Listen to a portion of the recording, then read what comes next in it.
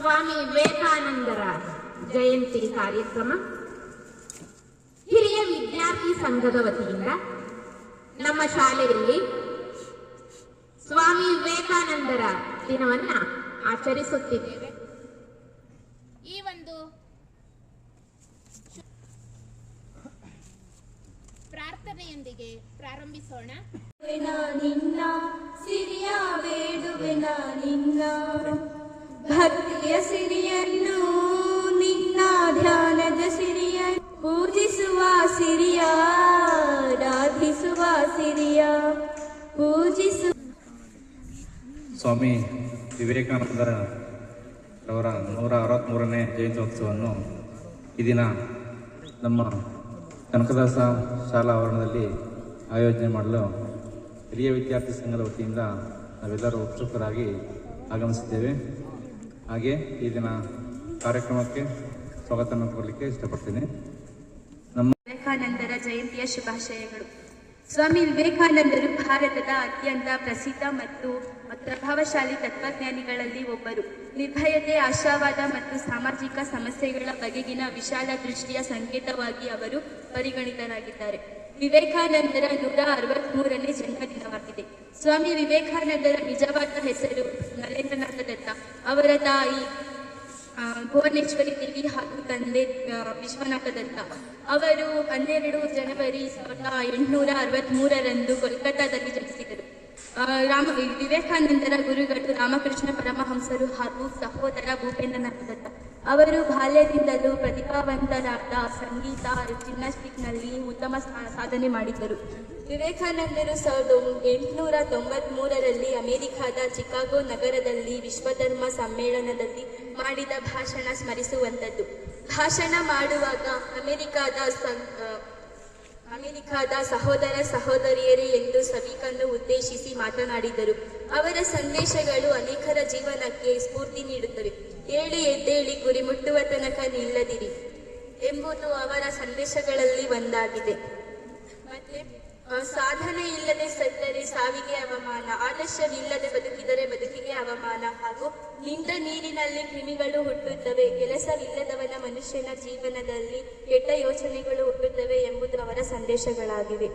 ನಮ್ಮ ರಾಷ್ಟ್ರಕವಿ ಕುವೆಂಪುರವರು ಸ್ವಾಮಿ ವಿವೇಕಾನಂದರನ್ನು ಕುರಿತು ಒಂದು ಕೃತಿಯನ್ನು ರಚಿಸಿದ್ದಾರೆ ಹಾಗೂ ಬೇಲೂರಿನ ರಾಮಕೃಷ್ಣ ಪರಮಹಂಸರ ಮಠಕ್ಕೆ ಆಗಾಗ ಭೇಟಿಯನ್ನು ನೀಡುತ್ತಿದ್ದರು. ಸ್ವಾಮಿ ವಿವೇಕಾನಂದರು ದೇಶ ವಿದೇಶಗಳಲ್ಲಿ ಹಿಂದೂ ಧರ್ಮದ ತತ್ವವನ್ನು ಬೋಧಿಸಿದ್ದರು.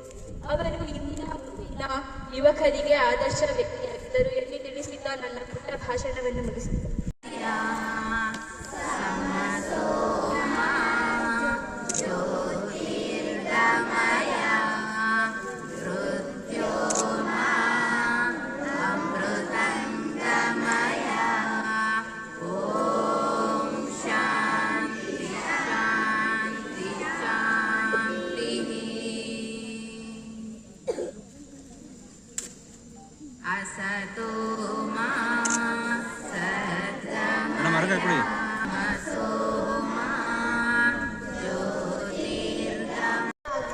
ಸ್ವಾಮಿ ವಿವೇಕಾನಂದ ಜಯಂತಿಯ ಶುಭಾಶಯಗಳು. ಈ ದಿನದಂದು ನಾನು ಸ್ವಾಮಿ ವಿವೇಕಾನಂದರ ಬಗ್ಗೆ ಒಂದೆರಡು ಮಾತನಾಡಲು ಬಯಸುತ್ತೇನೆ. ಸ್ವಾಮಿ ವಿವೇಕಾನಂದರು ಒಬ್ಬ ಮಹಾನ್ ತತ್ವಜ್ಞಾನಿ, ವಿದ್ವಾಂಸ ಮತ್ತು ಬರಹಗಾರರಾಗಿದ್ದರು. ಅವರು ಜನವರಿ 12, 1863ರಂದು ಕೋಲ್ಕತ್ತಾದಲ್ಲಿ ಜನಿಸಿದರು. ವಿವೇಕಾನಂದರ ಬಾಲ್ಯದ ಹೆಸರು ನರೇಂದ್ರನಾಥ ದತ್ತ. ಅವರ ತಂದೆ ವಿಶ್ವನಾಥ ದತ್ತ ಹಾಗೂ ತಾಯಿ ಭುವನೇಶ್ವರಿ ದೇವಿ. ವಿವೇಕಾನಂದರು ರಾಮಕೃಷ್ಣ ಪರಮಹಂಸರ ಪರಮ ಶಿಷ್ಯರಾಗಿದ್ದರು.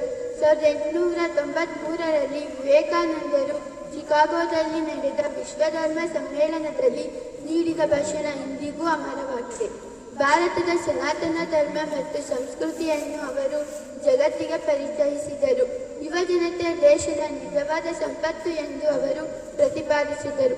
ಅವರು ಸಮಾಜ ಸೇವೆಯೇ ಜನಾರ್ದನ ಸೇವೆ ಎಂದು ನಂಬಿದ್ದರು. ವಿವೇಕಾನಂದರ ಜನ್ಮದಿನವನ್ನು ಭಾರತದಲ್ಲಿ ರಾಷ್ಟ್ರೀಯ ಯುವ ದಿನವೆಂದು ಆಚರಿಸಲಾಗುತ್ತದೆ. ಮಾನವೀಯತೆಯ ಸೇವೆಯ ಮೂಲಕ ದೇವರನ್ನು ಕಾಣುವುದು ಎಂಬ ಮಾತನ್ನು ಅವರು ಬೋಧಿಸಿದರು. ವಿವೇಕಾನಂದರು 4 ಶ್ರೇಷ್ಠ ಗ್ರಂಥಗಳನ್ನು ಬರೆದಿದ್ದಾರೆ. ಅವುಗಳು ಕರ್ಮಯೋಗ, ಜ್ಞಾನಯೋಗ, ರಾಜಯೋಗ ಮತ್ತು ಭಕ್ತಿಯೋಗ. ಇವುಗಳು ಹಿಂದೂ ತತ್ವಶಾಸ್ತ್ರವನ್ನು ವಿವರಿಸುವ ಅತ್ಯುತ್ತಮ ಗ್ರಂಥಗಳೆಂದೇ ಪರಿಗಣಿಸಲಾಗಿದೆ. ಸ್ವಾಮಿ ವಿವೇಕಾನಂದರು ಜುಲೈ 4, 1902 ಕೊನೆಯುಸಿರೆಳೆದರು. ನಾವು ಅವರ ತತ್ವಗಳನ್ನು ಅಳವಡಿಸಿಕೊಂಡರೆ ಜೀವನ ಸಾರ್ಥಕವಾಗುತ್ತದೆ ಎಂದು ತಿಳಿಸುತ್ತಾ ನನ್ನ ಪುಟ್ಟ ಭಾಷಣವನ್ನು ಮುಗಿಸುತ್ತಿದ್ದೇನೆ. ಆಸೀನರಾಗಿರ್ತಕ್ಕಂತಹ ಎಲ್ಲ ಅತಿಥಿ ಮಹೋದಯರೇ ಮತ್ತು ನಮ್ಮ ಹಿರಿಯ ವಿದ್ಯಾರ್ಥಿ ಸಂಘದ ಎಲ್ಲ ಪದಾಧಿಕಾರಿಗಳೇ ಮತ್ತು ಪ್ರೀತಿಯ ವಿದ್ಯಾರ್ಥಿ ಮಿತ್ರರೇ, ಇಂದು ನಮ್ಮ ಶಾಲೆಯಲ್ಲಿ ಸ್ವಾಮಿ ವಿವೇಕಾನಂದರ ಒಂದು ಜನ್ಮದಿನೋತ್ಸವವನ್ನು ನಮ್ಮ ಹಿರಿಯ ವಿದ್ಯಾರ್ಥಿ ಸಂಘದ ವತಿಯಿಂದ ಬಹಳ ಸಂತೋಷ ಸಂಭ್ರಮಗಳಿಂದ ಆಚರಣೆಗೆ ಇವತ್ತು ನಾವು ಇಲ್ಲಿ ಸೇರಿದ್ದೇವೆ. ವೀರ ಸನ್ಯಾಸಿ ವಿವೇಕಾನಂದರ ಒಂದು ಆದರ್ಶ ಇಂದಿಗೂ ಕೂಡ ನಮ್ಮ ಯುವ ಜನತೆಗೆ, ಅದರಲ್ಲೂ ಕೂಡ ವಿಶೇಷವಾಗಿ ಬಹಳ ಪ್ರಸ್ತುತವಾಗಿದೆ. ಆ ಹಿನ್ನೆಲೆಯಲ್ಲೇ ಇದನ್ನು ಇಂಟರ್ನ್ಯಾಷನಲ್ ಯೂತ್ಸ್ ಡೇ ಅಂದರೆ ಅಂತಾರಾಷ್ಟ್ರೀಯ ಯುವ ದಿನ ಅಂತ ಕೂಡ ನಾವು ಇದನ್ನು ಆಚರಿಸ್ತಾ ಇದ್ದೀವಿ. ಇಂದಿನ ಮುಖ್ಯ ಉಪನ್ಯಾಸಕರಾಗಿ ಅಂತ ಬಂದಾಗ ಸಾಮಾನ್ಯವಾಗಿ ಎಲ್ಲರಿಗೂ ಪರಿಚಿತವಾಗಿರುವಂಥದ್ದು ವಿಷಯ. ಐತಿಹಾಸಿಕವಾಗಿ ಎಲ್ಲರಿಗೂ ಗೊತ್ತಿರುತ್ತೆ.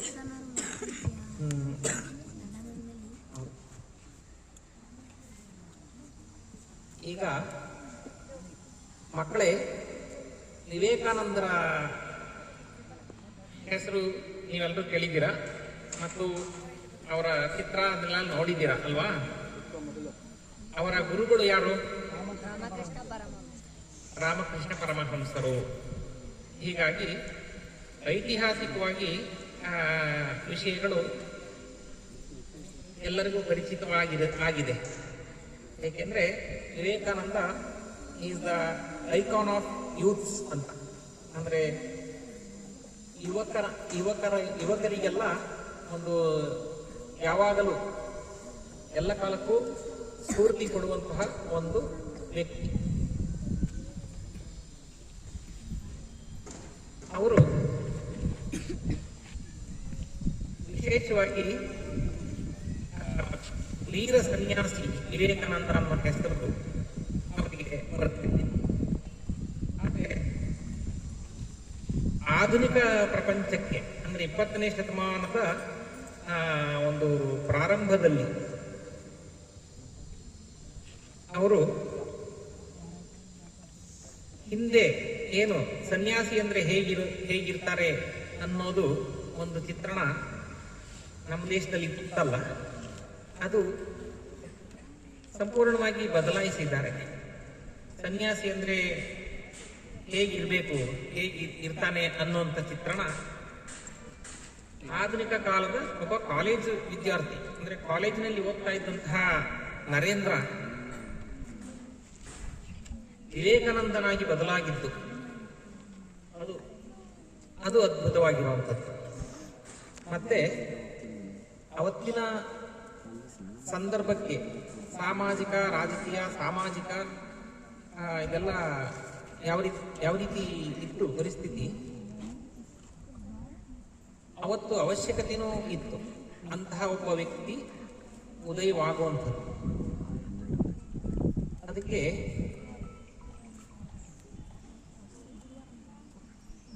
ರಾಮಕೃಷ್ಣರನ್ನ ನಾವು ಮಿಸ್ಟಿಕ್ ಅಂತ ಕರಿತೀವಿ.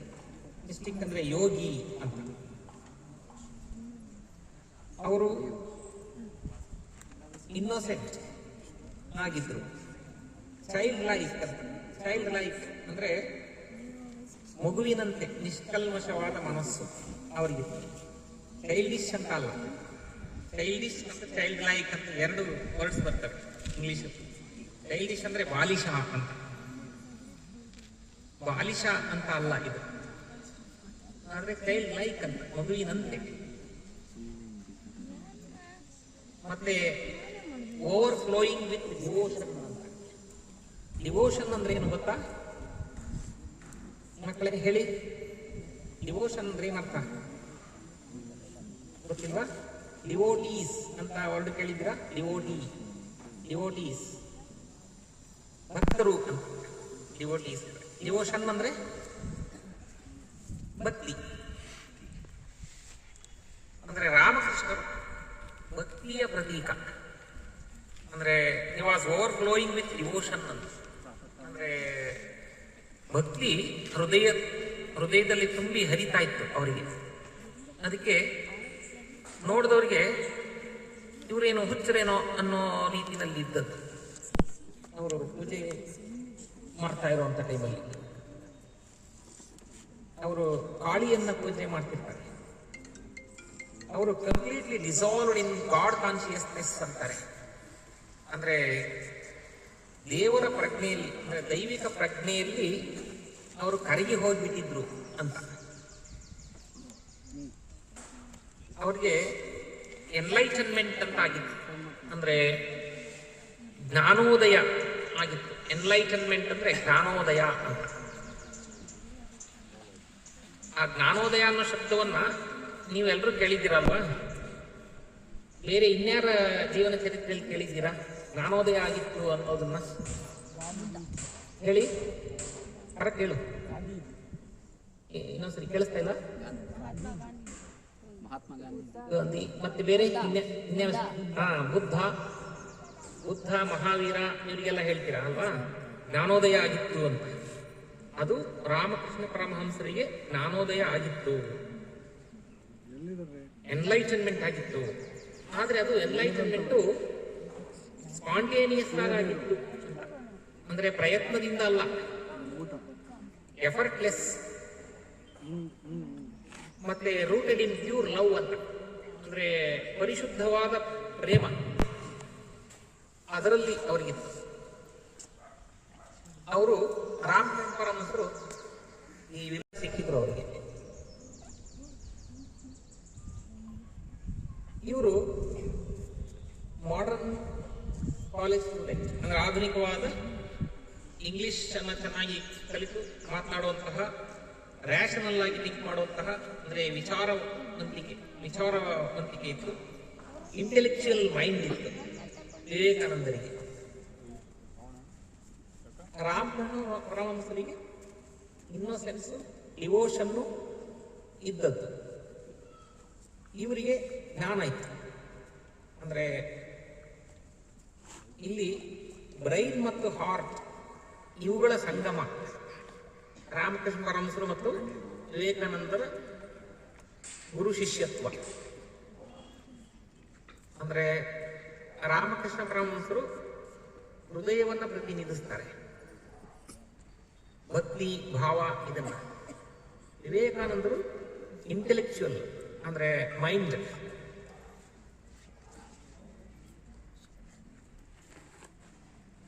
ಅಂದ್ರೆ ಇವರು ಅಂತರಂಗ. ಯಾರು? ರಾಮಕೃಷ್ಣ ಪರಮಹಂಸರು. ವಿವೇಕಾನಂದರು ಬಹಿರಂಗ. ಯಾಕೆ ಅಂದ್ರೆ ರಾಮಕೃಷ್ಣ ಪರಮಹಂಸರು ಮೌನದಲ್ಲಿರ್ತಿದ್ರು, ಭಕ್ತಿಯಲ್ಲಿ ಇರ್ತಾ ಇದ್ರು, ಅಂತರಂಗದಲ್ಲಿ ತುಂಬಿದ ಜ್ಞಾನ. ಆದರೆ ಅದನ್ನ ಪ್ರವಚನ ಮಾಡಿ ಹೇಳಲು ಮುಖ್ಯವಾಗಿರಲಿಲ್ಲ ಅವರಿಗೆ. ಆದರೆ ವಿವೇಕಾನಂದರು ಅವರಿಗೆ ಒಂದು ಮೌತ್ ಪೀಸ್ ಆಗಿದ್ರು ಅಂತ ಹೇಳ್ತಾರೆ. ಮೌತ್ ಪೀಸ್ ಅಂತಂದ್ರೆ, ಈಗ ನಾನು ಕೈಯಲ್ಲಿ ಇಟ್ಕೊಂಡಿದ್ದೀನಲ್ಲ, ಮೌತ್ ಪೀಸ್ ಅಂತಾರೆ ಇದು. ಅಂದ್ರೆ ವಿವೇಕಾನಂದರ ವಾಣಿ ಅಂದ್ರೆ ಎಲ್ಲಿಂದ ಬಂದಿತ್ತು? ಮೂಲ ಪರಮಹಂಸರ ಜ್ಞಾನ. ಅದು ಹೊರ ಜಗತ್ತಿಗೆ ವ್ಯಕ್ತವಾಗೋದಕ್ಕೆ ಇವರು ಒಂದು ಮಾಧ್ಯಮ. ಯಾರು? ವಿವೇಕಾನಂದರು. ಸೊ ಹೀಗೆ ಇದ್ದದ್ದು ಅವರ ಶಿಷ್ಯತ್ವ. ಶಿಷ್ಯತ್ವ ಅಂತಂದಾಗ ಸಾಮಾನ್ಯವಾಗಿ ಇವತ್ತಿನ ಶಿಕ್ಷಣದಲ್ಲಿ ನಾವೆಲ್ಲ ಏನು ಅಂದ್ಕೊಳ್ತೀವಿ, ಗುರು ಶಿಷ್ಯರು ಅನ್ನೋ ಪದಗಳಲ್ಲಿ ನಾವೇನು ಹೇಳೋದಿಲ್ಲ, ಟೀಚರ್ ಸ್ಟೂಡೆಂಟ್ ಅಂತ ಹೇಳ್ತೀವಿ ಅಷ್ಟೇ. ವಿದ್ಯಾರ್ಥಿ ಅಂತ ಹೇಳಿ ಟೀಚರ್ ಸ್ಟೂಡೆಂಟ್ ರಿಲೇಶನ್ಶಿಪ್. ಆದರೆ ಅದಕ್ಕಿಂತ ಡೆಪ್ತ್ ಹೋದಾಗ, ಆಳಕ್ಕೆ ಹೋದಾಗ ಸಂಬಂಧ ಅನ್ನೋದು ಹೇಗಿರುತ್ತೆ ಅಂದರೆ ಗುರು ಮತ್ತು ಶಿಷ್ಯ ಅಂತ ಆಗುತ್ತೆ. ಗುರು ಮತ್ತು ಶಿಷ್ಯ ಅಂತಂದರೆ ಪುರಾಣ ಕಾಲದಲ್ಲಾದರೆ ಮಹಾಭಾರತದಲ್ಲಿ ದ್ರೋಣಾಚಾರ್ಯರು ಮತ್ತು ದ್ರೋಣಾಚಾರ್ಯರಿಗೆ ಯಾರು ಶಿಷ್ಯ, ಅವರಿಗೆ ಬಹಳ ಎಸ್ ಅರ್ಜುನ ಅಂತ ನೆನಪಾಗುತ್ತೆ ಎಲ್ರಿಗೂ, ದ್ರೋಣಾಚಾರ್ಯರು ಅಂದ ಕೂಡಲೇ ಅಲ್ವಾ. ಸೊ ಹಾಗೆ ಆಧುನಿಕ ಕಾಲಕ್ಕೆ ಪರಮಹಂಸರಿಗೆ ಶಿಷ್ಯ ಅಂತಂದ್ರೆ ವಿವೇಕಾನಂದ ಅಂತ ಬಂದ್ಬಿಡುತ್ತೆ. ಅವ್ರ ಜೊತೆ ಇನ್ನೊಂದು 12 ಜನ ಶಿಷ್ಯರಿದ್ರು ಅವರ ಜೊತೆಯಲ್ಲಿ, ಸ್ನೇಹಿತರುಗಳು. ಆದರೆ ಅವರ ಹೆಸರು ನೆನಪಾಗೋದಿಲ್ಲ. ಅಂದರೆ ಒಬ್ಬ ಗುರುವಿಗೆ ಒಬ್ಬ ಶಿಷ್ಯ. ಈ ಜಗತ್ತಲ್ಲಿ ಇರೋದು ಅದೇ ಥರನೇ. ಆದರೆ ಮಾಡರ್ನ್ ಎಜುಕೇಶನ್ ಸಿಸ್ಟಮ್ನಲ್ಲಿ ಅದು ಏನಾಯ್ತು, ಪಾಪ್ಯುಲೇಷನ್ ಜಾಸ್ತಿ ಆಯಿತು. ಈಗ 40ರಿಂದ 50 ಅಥವಾ ಇನ್ನೂ ಜಾಸ್ತಿ ಸ್ಟೂಡೆಂಟ್ಗಳು ಕ್ಲಾಸ್ ರೂಮಲ್ಲಿ ಇರ್ತಾರೆ. ಒಬ್ಬರು ಟೀಚರು ಪಾಠ ಮಾಡಬೇಕಾಗತ್ತೆ. ಈ ರೀತಿ ಸಿಸ್ಟಮು ಚೇಂಜ್ ಆಗಿದೆ. ಆವಾಗ ಈಗ ನೀವು ಕೂತಿರೋ ಹಾಗೆ ಶಿಷ್ಯರೆಲ್ಲ ಕೆಳಗೆ ಕೂತಿರ್ತಿದ್ರು. ಗುರು ಕಟ್ಟೆ ಮೇಲೋ ಇಲ್ಲಾದ್ರೂ ಮರದ ಕೆಳಗಡೆ ಮೇಲೆ ಕೂತಿರ್ತಿದ್ರು. ಬಟ್ ಇವಾಗ ಮೇಷ್ಟ್ರು ನಿಂತ್ಕೊಂಡಿರ್ಬೇಕು, ಸ್ಟೂಡೆಂಟ್ಸು ಕೂತಿರೋದು ಇದರಲ್ಲಿ ಡೆಸ್ಕ್ನಲ್ಲಿ, ಇದರ ಬೆಂಚ್ನಲ್ಲಿ. ಅಂದರೆ ಸಿಸ್ಟಮು ಆಧುನಿಕ ಕಾಲಕ್ಕೆ ಬದಲಾಗೋಯ್ತು. ಸೊ ಆಮೇಲೆ ಟೀಚರ್ ಸ್ಟೂಡೆಂಟ್ ಅನ್ನೋ ರಿಲೇಶನ್ಶಿಪ್ನಲ್ಲಿ ಈಗ ಬೆಳಿಗ್ಗೆ 10ರಿಂದ ಒಂದು 5 ಗಂಟೆ ತನಕ ಸ್ಕೂಲು ಅಥವಾ ಕಾಲೇಜು ಅಂತಂದರೆ ಅಷ್ಟು ಮಾತ್ರ ಇವ್ರನ್ನ ಏನೋ ಒಂದು ಟೀಚರ್ನ ಪಾಠ ಕೇಳುವಂಥದ್ದು ಅದೆಲ್ಲ. ಆಮೇಲೆ ಮನೆ. ಆದರೆ ಆವಾಗ ಹಂಗಿರಲಿಲ್ಲ, ಗುರುಕುಲ ಇತ್ತು. ವಿದ್ಯಾರ್ಥಿಗಳು ಅಂದರೆ ಶಿಷ್ಯರಾಗಿರೋರು ಅಲ್ಲೇನೇ ಇರ್ತಿದ್ರು. ಈಗಾದರೆ ರೆಸಿಡೆನ್ಷಿಯಲ್ ಸ್ಕೂಲ್ಗಳು ಅವು ಕಾಸ್ಟ್ಲಿ ಆಗಿಬಿಟ್ಟಿದ್ದಾವೆ ಇವತ್ತಿನ ಕಾಲಕ್ಕಾದರೆ. ಗುರುಕುಲ ಅಂತ ಹೆಸರುಗಳು ಇರ್ತವೆ ಇವಾಗಿನ ರೆಸಿಡೆನ್ಷಿಯಲ್ ಸ್ಕೂಲು ಕಾಲೇಜುಗಳಿಗೆ. ತುಮಕೂರಿನಲ್ಲಿ ಇದ್ದಾವೆ ಗುರುಕುಲ ಅಂತ. ಆದರೆ ಹೆಸರು ಇರುತ್ತಷ್ಟೇ. ಆದರೆ ಗುರುಕುಲದ ಲಕ್ಷಣಗಳು ಅಲ್ಲೇನೂ ಇಲ್ಲ. ಆ ರೀತಿ ಇರ್ತವೆ. ಶಿಕ್ಷಣ ಅನ್ನೋದು ಸರಿಯಾಗಿಲ್ಲ ಅಂತ ಎಲ್ಲರೂ ಹೇಳ್ತಾರೆ. ಎಲ್ರಿಗೂ ಅನ್ನಿಸ್ತಾ ಇದೆ, ಪೇರೆಂಟ್ಸ್ಗೂ ಅದು ಗೊತ್ತಿದೆ, ಟೀಚರ್ಸ್ಗೂ ಗೊತ್ತಿದೆ ಇವತ್ತಿನ ಸಂಸ್ಥೆಗಳಲ್ಲಿ ಕೆಲಸ ಮಾಡ್ತಾ ಇರೋವಂಥವ್ರಿಗೆ. ಆದರೂ ಯಾರೂ ಏನು ಮಾಡೋಕ್ಕಾಗ್ತಾ ಇಲ್ಲ, ಬದಲಾಯಿಸೋದಕ್ಕೆ ಏನನ್ನು ಸರಿ ಮಾಡಲಿಕ್ಕೆ ಆಗ್ತಾ ಇಲ್ಲ. ಆ ಥರ ಆಗೋಗಿದೆ. ಆದರೆ ಒಂದೊಂದು ಕಾಲಕ್ಕೆ ಒಂದೊಂದು ಯುಗ ಪುರುಷರು ಇವರು ಮಾತ್ರ ನೆನಪಲ್ಲಿ ಉಳ್ಕೊಳ್ತಾರೆ ನೋಡಿ. ಈಗ ನೀವು ಹೇಳಿದ್ರಲ್ಲ, ದ್ರೋಣ ಕಾಲದಲ್ಲಾದರೆ ಮಹಾಭಾರತದಲ್ಲಿ ದ್ರೋಣಾಚಾರ್ಯರು ಅರ್ಜುನ ಅಂದ್ರಿ, ಹಂಗೆ ಇವತ್ತಿನ ಕಾಲಕ್ಕೆ ಇವರ ಹೆಸರನ್ನ ನಾವು ಹೇಳ್ತಾ ಇದ್ದೀವಿ. ಸೊ ಹೀಗಿದೆ. ಅದಕ್ಕೆ ಇವರಿಬ್ಬರ ಹೋಲಿಕೆ ಮಾಡಿದ್ರೆ ವಿವೇಕಾನಂದರು ರಾಮಕೃಷ್ಣರನ್ನ ಬಹಳ ಪ್ರೀತಿಸ್ತಾ ಇದ್ರು, ಗೌರವಿಸ್ತಾ ಇದ್ರು. ಅವರ ಒಂದು ಪ್ರೆಸೆನ್ಸ್ನಲ್ಲಿ, ಅಂದರೆ ಅವರ ಇರುವಿಕೆ, ರಾಮಕೃಷ್ಣ ಪರಮಹಂಸರು ಇರುವಂತಹ ಒಂದು ಎದುರಿಗೆ ವಿವೇಕಾನಂದರು ಟ್ರಾನ್ಸ್ಫಾರ್ಮೇಷನ್ ಆಯಿತು ವಿವೇಕಾನಂದರಿಗೆ. ಅಂದರೆ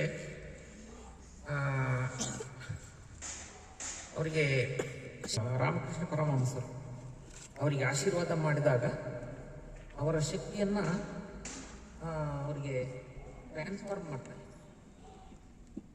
ಅದು ಒಂದು ವಿಧಾನ ಇದೆ. ನಮ್ಮೆಲ್ಲರಿಗೂ ಸಹ ಹಲವೊಂದು ವಿಚಾರಗಳನ್ನು ತಾವು ತಿಳ್ಕೊಂಡಿದ್ದೀವಿ. ಮಕ್ಕಳೇ, ಸ್ವಾಮಿ ವಿವೇಕಾನಂದರು ನಮ್ಮ ಭಾರತದಲ್ಲಿ ಕಾಣಿಸ್ಕೊಳ್ತಕ್ಕಂಥ ಸಂದರ್ಭದಲ್ಲಿ, ಅವರದೇ ಆಗಿರ್ತಕ್ಕಂಥ ಜ್ಞಾನ ಕಾಣಿಸ್ಕೊಳ್ತಕ್ಕಂಥ ಸಂದರ್ಭದಲ್ಲಿ ಅತ್ಯಂತ ಅವಶ್ಯಕತೆ ಇತ್ತು. ಕಾರಣ ಸರ್ ಹೇಳ್ತಾ ಇರ್ತಕ್ಕಂಥ ಸಂದರ್ಭದಲ್ಲಿ ನಮ್ಮ ಭಾರತ ಅತ್ಯಂತ ಹಿಂದುಳಿದಿರ್ತಕ್ಕಂಥ, ಅಂದರೆ ಶ್ರೀಮಂತವಾಗಿರ್ತಕ್ಕಂಥದ್ದಾಗಿತ್ತಾದರೂ ಆರ್ಥಿಕವಾಗಿ ಕಾಣಿಸ್ಕೊಳ್ತಿರ್ಲಿಲ್ಲ. ಬೇಕಾದಷ್ಟು ಸಂಪತ್ತಿತ್ತು, ಪ್ರಾಕೃತಿಕ ಸಂಪತ್ತಿತ್ತು. ಆದರೆ ಹೊರ ರಾಷ್ಟ್ರಗಳಿಗೆ ನಾವು ನಮ್ಮ ಆಚರಣೆಗಳೇನಿತ್ತು ಅವೆಲ್ಲವೂ ಸಹ ಅವರಿಗೆ ಅತ್ಯಂತ ಕೆಳದರ್ಜೆಯದಾಗಿತ್ತು. ಇಂಥವುಗಳನ್ನು, ಭಾರತದ ಸನಾತನ ಸಂಸ್ಕೃತಿಗಳನ್ನು ನಾವು ವಿವಿಧ ರಾಷ್ಟ್ರಗಳಿಗೆ ಮತ್ತು ನಮ್ಮ ಭಾರತೀಯ ಯುವ ಶಕ್ತಿಗಳಿಗೆ ಅದನ್ನು ತಿಳಿಯಪಡಿಸಬೇಕಾಗಿತ್ತು. ಅಂತಹ ಸಂದರ್ಭದಲ್ಲಿ ನಮ್ಮ ಭಾರತದ ನೆಲದಲ್ಲಿ ಕಾಣಿಸ್ಕೊಂಡಿರ್ತಕ್ಕಂಥ ಮಹಾನ್ ಶಕ್ತಿಯೇ ಸ್ವಾಮಿ ವಿವೇಕಾನಂದ. ಸ್ವಾಮಿ ವಿವೇಕಾನಂದರಿಂದ ಹಲವೊಂದು ವಿಚಾರಗಳು ನಮಗೆ ಪ್ರಸ್ತುತವಾಗಿ ಅವಶ್ಯಕತೆ ಇತ್ತು. ಅಂತಹ ಸಂದರ್ಭದಲ್ಲಿ ಕಾಣಿಸ್ಕೊಂಡ್ರು ಸ್ವಾಮಿ ವಿವೇಕಾನಂದ. ಮಕ್ಕಳೇ, ಸ್ವಾಮಿ ವಿವೇಕಾನಂದರು ಬಾಲ್ಯದಲ್ಲೇ ಅತ್ಯಂತ ಚಟುವಟಿಕೆಯಿಂದ ಇರತಕ್ಕಂಥ ವ್ಯಕ್ತಿಗಳಾಗಿತ್ತು. ಬಾಲ್ಯ ಮಗು ಆಗಿತ್ತು. ಆ ಮಗು ಏಕಾಗ್ರತೆಯಿಂದ ಕೂಡಿರ್ತಕ್ಕಂಥ ವ್ಯಕ್ತಿಯಾಗಿತ್ತು. ಆ ಮಗುವಿನಲ್ಲಿ ಆಗಲೇ ದಾನ ಧರ್ಮ ಅಂತಕ್ಕಂಥದ್ದು ಮೈಗೂಡ್ಕೊಂಡಿತ್ತು. ತನ್ನ ಮನೆಯಲ್ಲಿ ಯಾರಾದರೂ ಆ ಸಂದರ್ಭದಲ್ಲಿ ಸ್ವಲ್ಪ ಭಿಕ್ಷಾಟನೆ ಅಂತಕ್ಕಂಥದ್ದು, ನಮ್ಮಲ್ಲಿ ಬಡತನ ಇತ್ತು ಭಾರತ ದೇಶದಲ್ಲಿ, ಭಿಕ್ಷಾಟನೆ ಮಾಡ್ತಾ ಇರ್ತಕ್ಕಂಥ ಒಂದು ಸಂದರ್ಭವಿತ್ತು. ಅವರ ಮನೆಯ ಹತ್ರ ಯಾರಾದರೂ ಭಿಕ್ಷಾಟನೆ ಮಾಡಲಿಕ್ಕೆ ಬಂದಂಥ ಸಂದರ್ಭದಲ್ಲಿ ತಮ್ಮ ಮನೆಯಲ್ಲಿರ್ತಕ್ಕಂಥ ಎಲ್ಲ ರೀತಿಯ ವಸ್ತುಗಳನ್ನು ಸಹ ಕೊಟ್ಬಿಡ್ತಾ ಇತ್ತು. ಆ ರೀತಿಯ ಒಂದು ಮನೋಭಾವನೆ ಚಿಕ್ಕಂದಿನಲ್ಲಿ ಅವರಿಗೆ ಬೆಳೆದು ಬಂದಿತ್ತು ಆ ಮಗುವಿನಲ್ಲಿ. ಒಮ್ಮೆ ತಾಯಿ ಈ ರೀತಿ ಮಾಡ್ತಾನೆ ನಮ್ಮ ಮಗು ಅಂತ ಹೇಳ್ಬಿಟ್ಟು ಆತನನ್ನ ಮೇಲ್ಗಡೆ ಕೂಡಿ ಹಾಕ್ಬಿಟ್ಟಿದ್ರು. ಆಗ ಯಾರೋ ಒಬ್ಬ ಭಿಕ್ಷುಕ ಬಂದಾಗ ತನ್ನ ತಾಯಿಯ ಹೆಚ್ಚು ಬೆಲೆ ಬಾಳ್ತಾ ಇರ್ತಕ್ಕಂಥ ಒಂದು ಸೀರೆ ಮೇಲ್ಗಡೆ ಇತ್ತಂತೆ. ಅದನ್ನೇ ಕಿಟಕಿಯಿಂದ ಆತನಿಗೆ ಎಸೆದುಬಿಟ್ಟಿತ್ತು. ಅಂದ್ರೆ ಇಲ್ಲಿ ನಾವು ಸೂಕ್ಷ್ಮವಾಗಿರ್ತಕ್ಕಂಥ ವಿಚಾರವಾದರೂ ಸಹ ಆ ಮಗು ಆಗಲೇನೆ ಒಂದು ದಾನ ಧರ್ಮ ಅಂತಕ್ಕಂಥ ಒಂದು ಭಾವನೆ ಬೆಳ್ಕೊಂಡಿತ್ತು. ಕಾರಣ ನಮ್ಮ ಭಾರತ ಅವತ್ತು ಆ ರೀತಿಯ ಒಂದು ಬಡತನದ ರೇಖೆಯಲ್ಲಿ ಬದುಕ್ತಾ ಇತ್ತು. ಈ ರೀತಿಯ ಬಡತನದ ರೇಖೆಯನ್ನ ಆ ಮಗು ಆ ಕಡೆ ಈ ಕಡೆ ನೋಡ್ತಾ ಇರ್ತಕ್ಕಂಥ ಸಂದರ್ಭದಲ್ಲಿ ಸಹ ಆ ಮಗು ವೀಕ್ಷಿಸ್ತಾ ಇತ್ತು. ಬಹಳಷ್ಟು ಯೋಚನೆ ಮಾಡ್ತಾ ಇತ್ತು, ಚಿಂತನೆ ಮಾಡ್ತಾ ಇತ್ತು. ಏಕಾಗ್ರತೆಯಿಂದ ಕೂಡಿರ್ತಕ್ಕಂಥ ಮಗುವಾಗಿತ್ತು. ಯಾವುದೇ ಒಂದು ಸಂದರ್ಭದಲ್ಲಿ ಹೊರಗಡೆಯಿಂದ ಮತ್ತು ವಿಚಾರಗಳನ್ನು ತಿಳ್ಕೊಂಡಂಥ ಸಂದರ್ಭದಲ್ಲಿ ಆ ಮಗುವಾಗಿರ್ತಕ್ಕಂತಹ ವಿವೇಕಾನಂದರು ಅದನ್ನ ಹೇಗೆ ಪರಿವರ್ತಿಸ್ತಕ್ಕಂಥದ್ದು, ಹೇಗೆ ಇದನ್ನು ಬದಲಾವಣೆ ಮಾಡಬಹುದು ಅಂತಕ್ಕಂಥ ಒಂದು ಚಿಂತನೆಯನ್ನು ಸಹ ಮಾಡ್ತಾ ಇದ್ರು. ಒಮ್ಮೆ ಅವರ ತಂದೆಯವರಾಗಿರ್ತಕ್ಕಂಥ ವಿಶ್ವನಾಥ್ ದತ್ತ ಹೇಳಿದ್ರಂತೆ, ನಾನು ಏನೋ ಮಾಡಬೇಕು ಅಂತ ಹೇಳ್ಬಿಟ್ಟು ಹೊಡ್ತಾ ಇದ್ದೀನಿ, ನನ್ನ ಮಗ ಏನು ಈ ರೀತಿ ಹೋಗ್ತಾ ಇದ್ದಾನೆ, ಅವನು ಹೋಗ್ತಾ ಇರ್ತಕ್ಕಂಥ ದಾರಿ ಸರಿಯೇ ಅಂತ ಹೇಳ್ಬಿಟ್ಟು ಪ್ರಶ್ನೆ ಮಾಡ್ಕೊಂಡ್ರಂತೆ ತಾಯಿ ಮತ್ತು ತಂದೆಯವರಾಗಿರ್ತಕ್ಕಂಥವ್ರು. ಆಗ ಆ ಮಗುವನ್ನ ನೀನು ಮುಂದೆ ಏನಾಗ್ತೀಯಾ ಅಂತ ಹೇಳ್ಬಿಟ್ಟು ಕೇಳಿದಾಗ ಆ ಮಗು ಉತ್ತರ ಹೇಳಿರ್ತಕ್ಕಂಥದ್ದು ಕೇವಲ ನಾನು ಸಾರಥಿ ಆಗ್ತೀನಿ ಅಂತ ಹೇಳ್ತಾನೆ. ಸಾರಥಿ ಕುದುರೆಗೂ ಆಗ್ಬೋದು ಅಥವಾ ದನಕರುಗಳಿಗೂ ಆಗ್ಬೋದು. ಆದರೆ ಅವರ ತಂದೆಗೆ ತುಂಬಾ ಬೇಸರ ಆಯಿತು. ಒಬ್ಬ ಸಾರಥಿ ಆಗ್ತೀನಿ ಅಂತಂದಲ್ಲ ನಮ್ಮ ಮಗ ಅಂತ ಹೇಳ್ಬಿಟ್ಟು. ಆಗ ಅವರು ಹೇಳಿದ್ರಂತೆ, ಸಾರಥಿ ಆಗ್ತೀನಿ ಅಂತಕ್ಕಂಥದ್ದು ಸರಿ ಇದೆಯಪ್ಪ, ನೀನು ಅಲ್ಲೇ ಇರ್ತಕ್ಕಂಥ ಶ್ರೀಕೃಷ್ಣ ಪರಮಾತ್ಮ ಅಥವಾ ಅರ್ಜುನನಿಗೆ ಹೇಳ್ತಾ ಇರ್ತಕ್ಕಂಥ ಏನು ಆ ಫೋಟೋದಲ್ಲಿ ನೋಡ್ತೀವಲ್ಲ,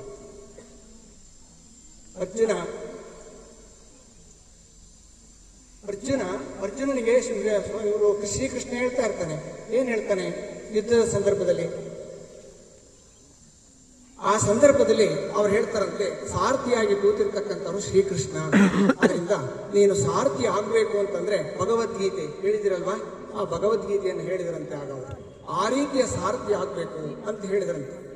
ಆ ಕೇವಲ ಸಾರಥಿ ಆಗಬೇಕು ಅಂತಕ್ಕಂಥ ವಿಚಾರವನ್ನೇ ತನ್ನ ತಂದೆಯಿಂದ ತಿಳ್ಕೊಂಡಿರ್ತಕ್ಕಂಥ ಮಗು ಸಾರಥತ್ವವನ್ನು ನಾನು ಹೇಗೆ ಹೊಂದಬೇಕು ಅಂತಕ್ಕಂಥದ್ದು ಬರೀ ಅವ್ರು ಹೇಳಿರ್ತಕ್ಕಂಥ ಸಾರಥಿಗಿಂತಲೂ ಸಹ ಇಡೀ ನಮ್ಮ ಭಾರತಕ್ಕೆ ನಾನು ಏಕೆ ಸಾರಥಿ ಆಗಬಾರ್ದು ಅಂತಕ್ಕಂಥ ಒಂದು ಮನೋಭಾವನೆ ಆ ಮಗುವಿನಲ್ಲಿ ಬೆಳೆಯೋದಿಕ್ಕೆ ಹೋಯಿತು ಅಂತಕ್ಕಂಥ ವಿಚಾರ.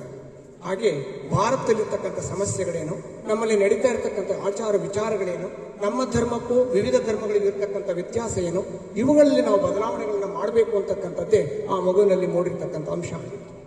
ನೀವಾಗಲೇ ಕೆಲವೊಂದು ಚಿಕ್ಕ ಪುಟ್ಟದಾಗಿರ್ತಕ್ಕಂಥ ಕಥೆಗಳಲ್ಲಿ ಕೇಳಿರ್ತೀರಿ ಮಕ್ಕಳೇ, ಏಕಾಗ್ರತೆ ಅಂತಕ್ಕಂಥದ್ದು. ಸ್ವಾಮಿ ವಿವೇಕಾನಂದರು ಬಾಲ್ಯದಲ್ಲಿಯೇ ಏಕಾಗ್ರತೆ ಹೇಗಿತ್ತು ಅಂತಂದ್ರೆ, ಆ ಮಗು ಧ್ಯಾನ ಅಥವಾ ವ್ಯಾಸಂಗವನ್ನು ಮಾಡ್ತಾ ಇರ್ತಕ್ಕಂಥ ಸಂದರ್ಭದಲ್ಲಿ ಒಮ್ಮೆ ನೀವು ಕೇಳಿದ್ರಿ, ಆ ಮಗುವಿನ ತೊಡೆಯ ಮೇಲೆ ಒಂದು ಹಾವು ಹರಿದು ಹೋಯ್ತಂತೆ. ಆತನ ಮಿತ್ರರೆಲ್ಲರೂ ಸಹ ಕೂಗಾಡಿದ್ರಂತೆ, ಹಾವು ಹರಿದು ಹೋಗ್ತಾ ಇದೆ ಅಂತ ಹೇಳ್ಬಿಟ್ಟು. ಅದು ಸಹ ತಿಳಿದೇ ಇರ್ತಕ್ಕಂಥ ರೀತಿಯಲ್ಲಿ ಏಕಾಗ್ರತೆಯನ್ನು ಬೆಳೆಸಿಕೊಂಡಿರ್ತಕ್ಕಂಥವರಾಗಿದ್ರು ಸ್ವಾಮಿ ವಿವೇಕಾನಂದರು.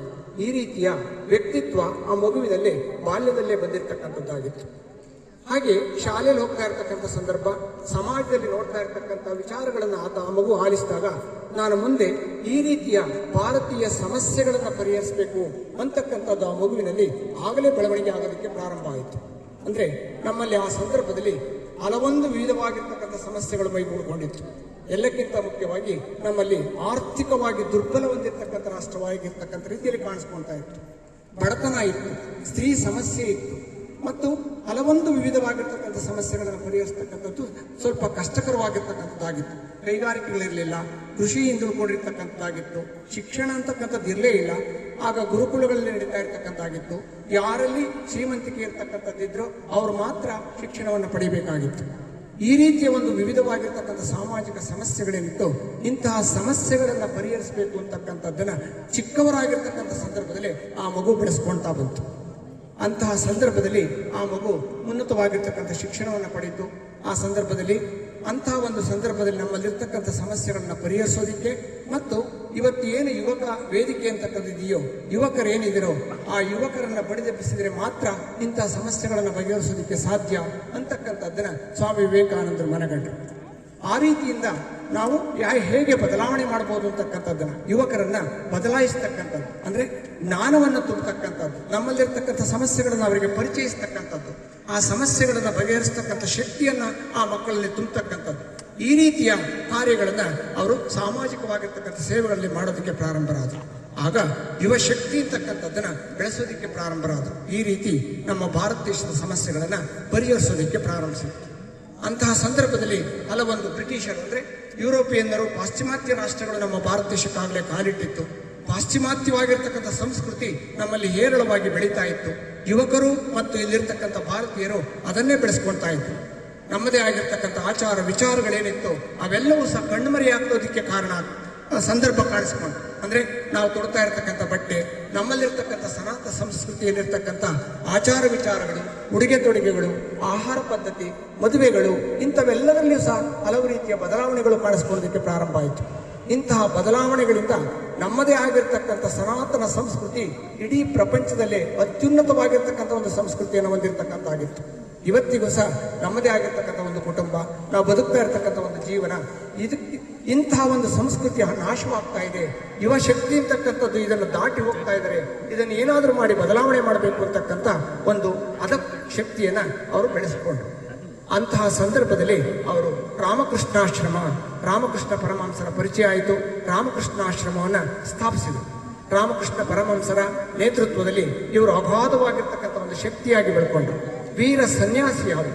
ಆ ಸಂದರ್ಭದಲ್ಲಿ ಅವರು ಹಾಕ್ಕೊಂಡಿರ್ತಕ್ಕಂಥ ಮಾರ್ಗ, ಮಠದ ಮೂಲಕ ಹಲವೊಂದು ಪ್ರಮುಖವಾಗಿರ್ತಕ್ಕಂಥ ನಮ್ಮಲ್ಲಿರ್ತಕ್ಕಂಥ ಸಾಮಾಜಿಕ ಸಮಸ್ಯೆಗಳನ್ನು ಪರಿವರ್ತಿಸೋದಕ್ಕೆ ಅವರು ಆ ಮಾರ್ಗದ ಮೂಲಕ ಪ್ರಯತ್ನ ಪಟ್ಟರು.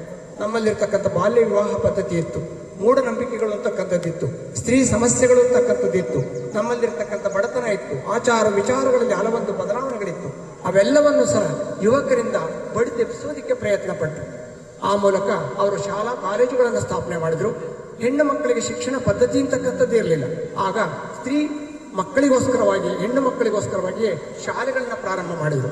ಅನಾಥಾಶ್ರಮಗಳನ್ನು ಸ್ಥಾಪನೆ ಮಾಡಿದರು. ಈ ರೀತಿ ರಾಮಕೃಷ್ಣಾಶ್ರಮ ಅಂತಕ್ಕಂಥದ್ದು ತನ್ನದೇ ಆಗಿರ್ತಕ್ಕಂಥ ಬೃಹತ್ ಸೇವೆಯ ಮೂಲಕ ನಮ್ಮಲ್ಲಿರ್ತಕ್ಕಂಥ ಸಮಸ್ಯೆಗಳನ್ನು ಭಾರತೀಯರಿಗೆ ಬಡಿದೆಬ್ಬಿಸಿ ತೋರಿಸೋದಕ್ಕೆ ಪ್ರಯತ್ನ ಪಡ್ತಾರೆ. ಇವುಗಳನ್ನು ಹೇಗೆ ಬದಲಾವಣೆ ಮಾಡ್ಕೋಬಹುದು ಅಂತಕ್ಕಂಥದ್ದನ್ನು ಸಹ ಅವರು ತೋರ್ಪಡಿಸಿದರು ರಾಮಕೃಷ್ಣಾಶ್ರಮದ ಮೂಲಕ. ಆ ರೀತಿ ಅಗಾಧ ಶಕ್ತಿಯಾಗಿ ಬೆಳೆದರು.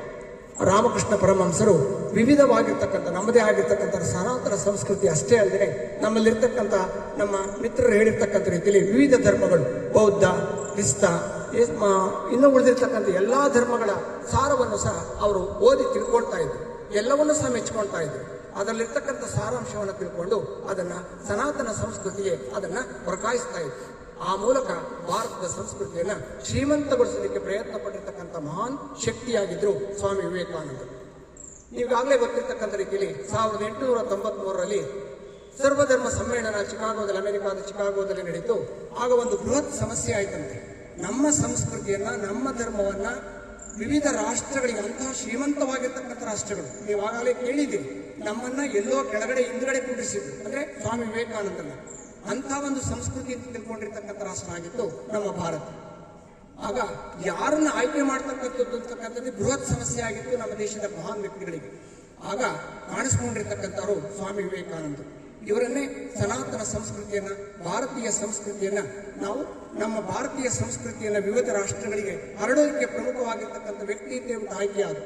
ಇಡೀ ಭಾರತದಲ್ಲಿ ಕೋಟ್ಯಾಂತರ ಜನರಲ್ಲಿ ಸ್ವಾಮಿ ವಿವೇಕಾನಂದರು ಅವರ ಕಣ್ಣಿಗೆ ಕಾಣಿಸ್ಕೊಂಡ್ರು ಅಂದ್ರೆ ಅವರ ವ್ಯಕ್ತಿತ್ವ, ಅವರ ಜ್ಞಾನ ಎಂಥದ್ದು ಅಂತ ನಾವು ಇವತ್ತು ಅರ್ಥ ಮಾಡ್ಕೋಬೇಕಾಗತ್ತೆ. ನಾವು ಕೇವಲ ಇವತ್ತು ಮಾತ್ರ ಸ್ವಾಮಿ ವಿವೇಕಾನಂದರನ್ನ ಕಾಣಿಸ್ಕೊಳ್ತೇವೆ, ಆದರೆ ಅವರಿಂದ ಆಗಿರ್ತಕ್ಕಂಥ ಬದಲಾವಣೆ ಅಷ್ಟಿಷ್ಟಲ್ಲ. ನಮ್ಮ ರಾಷ್ಟ್ರದ ಸಂಸ್ಕೃತಿ, ಸನಾತನ ಸಂಸ್ಕೃತಿ, ಧರ್ಮ ಇವೆಲ್ಲವನ್ನು ಸಹ ಇಡೀ ಭಾರತಕ್ಕಷ್ಟೇ ಅಲ್ಲದೆ, ಭಾರತದ ವಿವಿಧ ಧರ್ಮೀಯರಿಗಷ್ಟೇ ಅಲ್ಲದೆ ವಿವಿಧ ರಾಷ್ಟ್ರಗಳಿಗೆ ಪ್ರಚಾರಪಡಿಸಿರ್ತಕ್ಕಂಥ ನಮ್ಮ ಧರ್ಮದ ಪರಂಪರೆಯನ್ನ ತಿಳಿಸಿಕೊಟ್ಟಿರ್ತಕ್ಕಂಥ ಮಹಾನ್ ಶಕ್ತಿ, ಮಹಾನ್ ಚೇತನ ಸ್ವಾಮಿ ವಿವೇಕಾನಂದ. ಸ್ವಾಮಿ ವಿವೇಕಾನಂದ ಜಯಂತಿಯ ಶುಭಾಶಯಗಳು. ಎಲ್ಲ ಮಕ್ಕಳು ಚೆನ್ನಾಗಿ ಓದಬೇಕು. ಈಗ SLC ಎಕ್ಸಾಮ್ ಬರ್ತಿದೆ, ಚೆನ್ನಾಗಿ ರಿಸಲ್ಟ್ ಮಾರ್ಕ್ಸ್ ತಗೊಂಡು ಶಾಲೆಗೆ ಮತ್ತು ನಿಮ್ಮ ತಂದೆ ತಾಯಿಗೆ ಕೀರ್ತಿ ತರಬೇಕು. ಈ ಸಂದರ್ಭದಲ್ಲಿ ಈ ಪುಸ್ತಕ ಸ್ವಾಮಿ ವಿವೇಕಾನಂದ ಬುಕ್ಕನ್ನು ಯಾರ್ಯಾರು ಬಹುಮಾನವಾಗಿ ಪಡಿತಿದ್ದೀರೋ ಗೊತ್ತಿಲ್ಲ. ಆ ಬುಕ್ಸ್ನ ನೀವು ದಿನ ಬೆಳಗ್ಗೆ ಎದ್ದು ಒಂದೊಂದು ಪೇಜ್ನ ಓದ್ತಾ ಬನ್ನಿ, ನಿಮ್ಮ ತುಂಬ ಉನ್ನತ ಸ್ಥಾನಕ್ಕೆ ಹೋಗ್ತೀರಾ ಅಂತ ನಾನು ಹೇಳಕ್ಕೆ ಇಷ್ಟಪಡ್ತೀನಿ. ಯಾಕೆ ಅಂತಂದರೆ ದಿನ ಬುಕ್ ಓದೋದ್ರಿಂದ ಜ್ಞಾನ ವೃದ್ಧಿ ಆಗುತ್ತೆ ಮತ್ತು ಮನಸ್ಸು ಶಾಂತವಾಗಿ ಒಳ್ಳೆ ಇದಾಗಿರ್ತೀರಾ ಅಂತ ನಾನು ಹೇಳ್ತೀನಿ. ಯಾವ ಮಕ್ಕಳಲ್ಲಿ ವಿದ್ಯೆ ಅನ್ನೋದಿರುತ್ತೋ ಅವರು ಯಾವಾಗಲೂ ಚೆನ್ನಾಗಿ ಇದು ಮಾಡ್ತಾರೆ ಅಂತ ಹೇಳ್ತೀನಿ. ಎಲ್ಲ ಮಕ್ಕಳಿಗೂ ನನ್ನ ಶುಭಾಶಯ ಹೇಳ್ತೀನಿ. ನನ್ನ ವೇದಿಕೆ ಮೇಲೆ ಕರೆದು ನಂತರ ಪರವಾಗಿ ಮಾತಾಡಿದಂಥ ತೃತೀಯ ಬಹುಮಾನ ಮಾತಾಡಿದಂಥ ವಿದ್ಯಾರ್ಥಿ ಲಿಲಿ ಆಯಿಷಾ ಕನಕದಾಸ ಕಾರ್ಯಕ್ರಮ.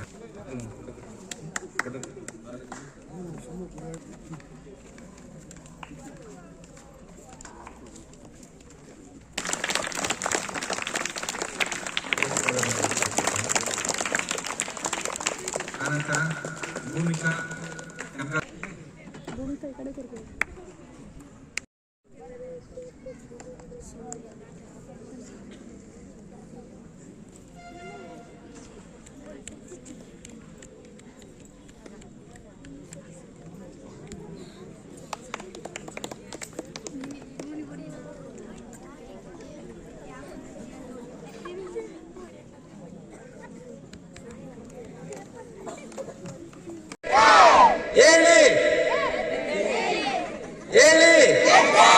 ಗುರಿ ಮುಟ್ಟುವವರೆಗೆ ಹೇಳಿ.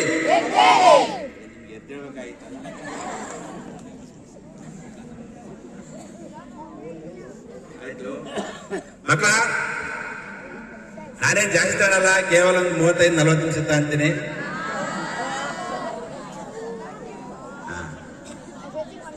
ನೀವು ಸುಮ್ಮನಿದ್ರೆ 1 ನಿಮಿಷ ಆಯ್ತಾ? ಗುರಿ ನೋಡಿ, ನಮ್ಮ ಸ್ವಾಮಿ ವಿವೇಕಾನಂದರವರು ಹೇಳ್ತಕ್ಕಂಥದ್ದು ಎದ್ದೇಳಿ ಎಲ್ಲ ಇಡೀ ಭಾರತೀಯ 19 ವರ್ಷದಲ್ಲಿ ಇಡೀ ಪ್ರಪಂಚದಲ್ಲಿ ಅಗಾಧವಾಗಿರ್ತಕ್ಕಂಥ ಹೆಸರು. ಒಬ್ಬ ಒಳ್ಳೆಯ ಸಂತ, ಒಬ್ಬ ಒಳ್ಳೆಯ ಯೋಧ, ಒಬ್ಬ ಒಳ್ಳೆಯ ತತ್ವಜ್ಞಾನಿ, ಆದರ್ಶ ಪುರುಷರಾಗಿ ನಮ್ಮನ್ನೆಲ್ಲರೂ ಸಹ ಇಡೀ ವಿಶ್ವದಲ್ಲಿ ಹೆಸರು ಮಾಡಿರ್ತಕ್ಕಂಥ, ಭಾರತಕ್ಕೆ ಒಂದು ಹೆಸರನ್ನು ತಂದುಕೊಟ್ಟಿರ್ತಕ್ಕಂಥ, ಗೌರವವನ್ನು ತಂದುಕೊಟ್ಟಿರ್ತಕ್ಕಂಥ ವ್ಯಕ್ತಿ ಮಹಾನ್ ಸ್ವಾಮಿ ವಿವೇಕಾನಂದರು. ಆ ಜಯಂತಿಯಲ್ಲಿ ನಾವು ನೀವೆಲ್ಲರೂ ಭಾಗವಹಿಸಿರ್ತಕ್ಕಂಥ ನಾವೆಲ್ಲರೂ ಧನ್ಯರಂತ ಹೇಳ್ತಾ ಮತ್ತೊಮ್ಮೆ ಸ್ವಾಮಿ ವಿವೇಕಾನಂದರ ಜಯಂತಿಯ ಶುಭಾಶಯಗಳನ್ನ ಕೇಳ್ತಾ, ಅವರ ಏಕಾಗ್ರತೆ, ಅವರು ಒಬ್ರು ಸಂತರು ಅಂತ ಧ್ಯಾನ ಮಾಡ್ತಾರೆ, ಇದೆಲ್ಲವನ್ನಿಂತ ಮೀರಿದ್ದು ಏಕಾಗ್ರತೆ ಅಂತ ಹೇಳೋಕೆ ಇಷ್ಟಪಡ್ತೀನಿ. ಅದು 10ನೇ ಕ್ಲಾಸ್ ಮಕ್ಕಳಿಗೆ ತುಂಬಾ ಮುಖ್ಯವಾಗಿ ಬೇಕಾಗಿರುವಂಥದ್ದು ಏಕಾಗ್ರತೆ. ಒಂದು ಏಕಾಗ್ರತೆಯ ಬಗ್ಗೆ ಚಿಕ್ಕ ನಿದರ್ಶನವನ್ನು ಹೇಳ್ತೀನಿ. ಇದ್ರ ಬಗ್ಗೆ ಎಲ್ಲ ಕೇಳಿರ್ತೀರ. ಕ್ಲಾಸ್ ರೂಮಲ್ಲಿ ವಿವೇಕಾನಂದರು ಮಾತಾಡ್ತಾ ಇರ್ಬೇಕಾದ್ರೆ, ಅವರು ನಿಮ್ಮ ಥರನೇ ಇರ್ಬೇಕಾದ್ರೆ, ಮಕ್ಕಳಾಗಿರ್ಬೇಕಾದ್ರೆ ಹಿಂದಿನ ಬೆಂಚಲ್ಲಿ ಕೂತ್ಕೊಂಡು ಮಾತಾಡ್ತಾ ಇರ್ತಾರೆ. ಅವರು ಶಿಕ್ಷಕರು ಪಾಠ ಮಾಡ್ತಾ ಇರ್ತಾರೆ. ಅವಾಗ ನಾವು ಕೂಡ ಹಾಗೆ ಮಾಡ್ತೀವಲ್ವ, ಮಾತಾಡ್ತಾ ಇರೋರನ್ನ ಎಬ್ಬಿಸ್ತಿ ಕ್ವಶನ್ಗೆ ಆನ್ಸರ್ ಹೇಳ್ತೀವಿ. ಹಾಗೇನೆ ಅವರು ಕೂಡ ಮಾಡ್ತಾರೆ. ಒಂದೆರಡು ಪ್ರಶ್ನೆಗಳನ್ನು ಕೇಳ್ತಾರೆ. ಅವ್ರು ಮಾಡಿರುವಂಥ ಪಾಠದಲ್ಲಿ ಅವರು ಸರಾಗವಾಗಿ ಉತ್ತರವನ್ನು ಹೇಳ್ತಾರೆ. ಮಾತಾಡ್ತಾ ಇದ್ರೂ ಕೂಡ ಅವರು ಎಷ್ಟು ಆ ಪಾಠದಲ್ಲಿ ತಿಳ್ಕೊಂಡಿದ್ದಾರೆ, ಆ ಪಾಠದ ಬಗ್ಗೆ ಅವರಿಗೆ ಗೊತ್ತಿದೆ ಅನ್ನೋದಕ್ಕೆ ಒಂದು ಚಿಕ್ಕ ನಿದರ್ಶನ. ನಾವೇನು ಮಾಡ್ತೀವಿ, ಮಾತಾಡ್ತಾ ಇರೋರನ್ನ ಎಬ್ಬಿಸಿದ್ರು ಕೂಡ ನಮಗೆ ಅವ್ರು ಯಾವ ಪಾಠ ಮಾಡ್ತಿದ್ದಾರೆ ಅಂತಲೂ ಕೂಡ ಗೊತ್ತಾಗೋದಿಲ್ಲ ಅಲ್ವಾ. ಅವರ ಏಕಾಗ್ರತೆ ಅಷ್ಟು ಗಾಢವಾಗಿತ್ತು ಅಂತ ಹೇಳೋಕೆ ಇಷ್ಟಪಡ್ತೀನಿ. ಆ ರೀತಿ ಎಲ್ಲ ಮಕ್ಕಳು ಕೂಡ ಏಕಾಗ್ರತೆಯನ್ನು ಬೆಳೆಸ್ಕೊಳ್ಳಿ.